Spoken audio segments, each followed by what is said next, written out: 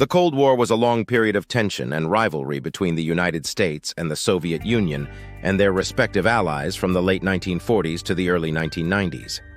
It was caused by ideological, political, economic, and military differences and conflicts, as well as mutual distrust and fear.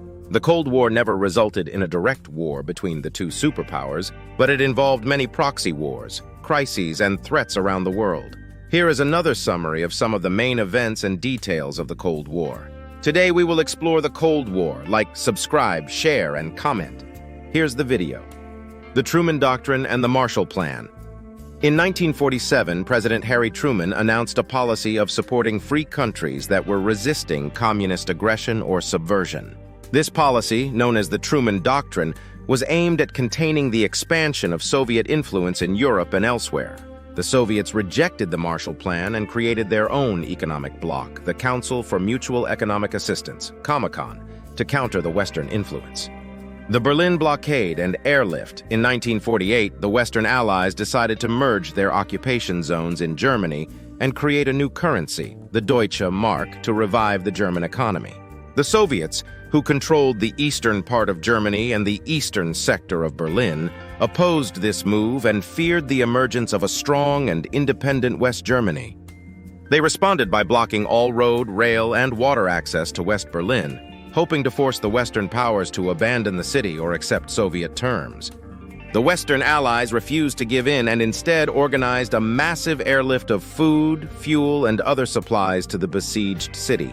The Berlin blockade and airlift lasted for almost a year until the Soviets lifted the blockade in May 1949. The crisis increased the division of Germany and Berlin into two separate states and sectors aligned with the East and the West.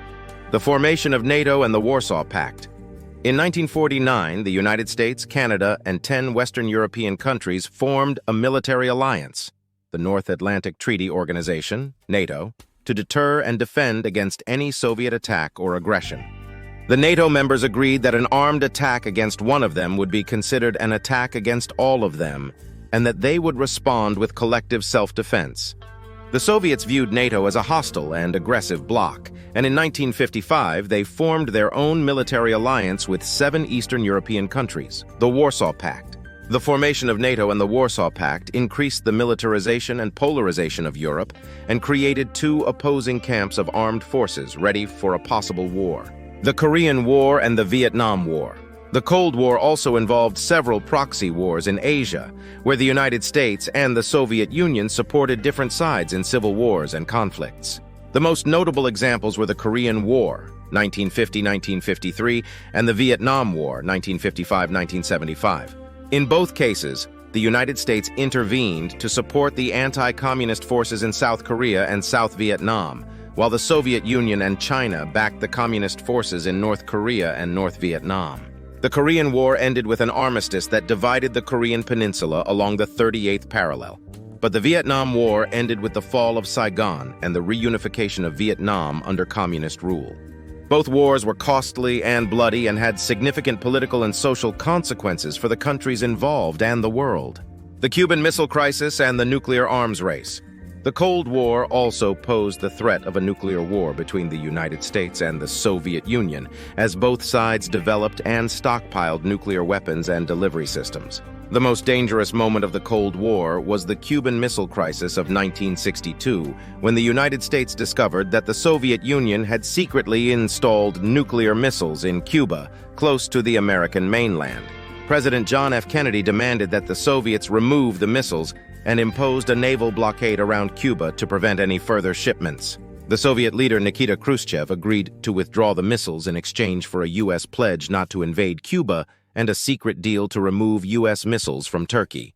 The crisis was resolved peacefully after 13 days of tense negotiations, but it exposed the world to the risk of a nuclear catastrophe.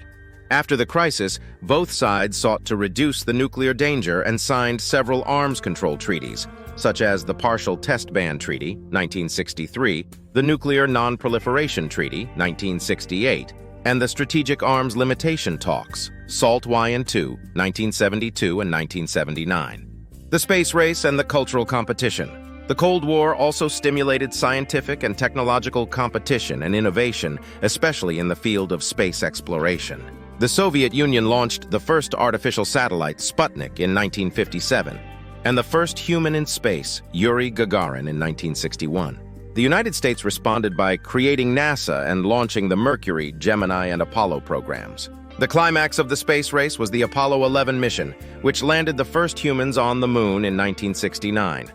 Both sides also used spy satellites and reconnaissance planes to gather intelligence and monitor each other's activities. The Cold War also influenced the cultural and ideological competition between the East and the West, as both sides tried to promote their values, lifestyles, and achievements to the world. The United States used various media, such as Voice of America, Radio Free Europe, and Hollywood movies, to spread its message of democracy, freedom, and prosperity.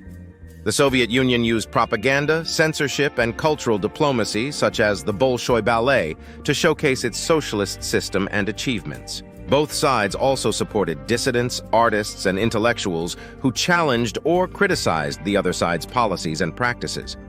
The Détente and the Reagan Doctrine, the Cold War underwent several phases of easing and intensifying tensions, depending on the changes in the leadership, policies, and events of both sides. One of the periods of relaxation was the détente of the 1970s, when the United States and the Soviet Union engaged in dialogue and cooperation on various issues, such as arms control, trade, and human rights.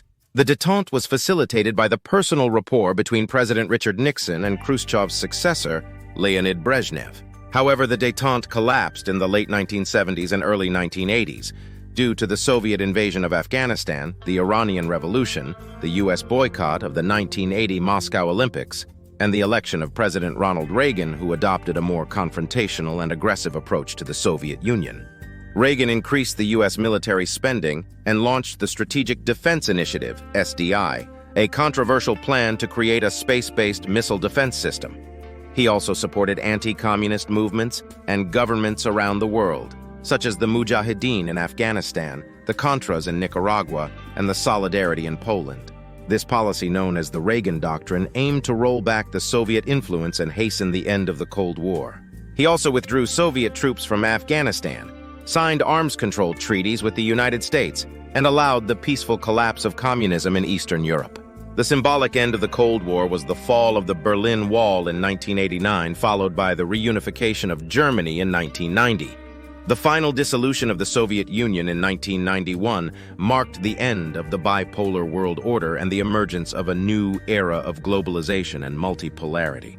The Cold War had lasting effects on the political, economic, social, and environmental aspects of the world, such as the creation of the United Nations, the European Union, and NATO, the rise of China and India, the spread of democracy and human rights, the emergence of new conflicts and challenges, and the environmental consequences of nuclear testing and industrialization. Thanks for watching. Like, subscribe, share, and comment. See you on the next video.